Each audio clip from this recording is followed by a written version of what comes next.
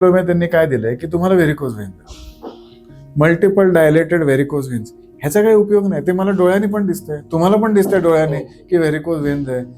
मग नवं काय सांगितलं पैसे घेऊन एवढे? आपल्याला काय पाहिजे, व्हेनचा साईज काय होतो, नॉर्मल व्हेनच्या माणसाचा व्हेनचा साईज काय असतो, तुमचा साईज काय झालाय, कुठल्या व्हेन्समध्ये प्रॉब्लेम आहे, त्या व्हेनचे कनेक्शन्स कुठे जात आहेत, आपल्याला काय काय ट्रीट करावं लागणार आहे, कसं ट्रीट करावं लागणार आहे.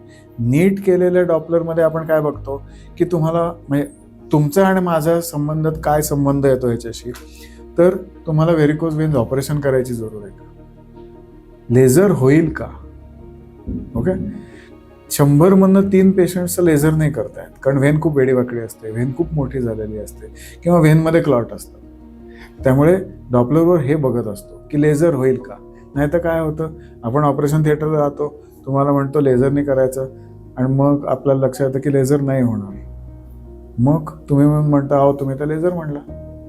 मग तो आधीच माहिती पाहिजे आपल्याला. सो त्या 3 पेशंट्सला 100 मधल्या मी आधीच सांगतो की तुमच्या व्हेन्समध्ये प्रॉब्लेम आहे, ह्या कारणामुळे तुमच्या व्हेन्सचा लेझर नाही होऊ शकणार, आपण प्रयत्न करू, नाही झालं तर त्याच वेळी ओपन ऑपरेशन करू. ठीक आहे. सो ते बघत असतो आपण.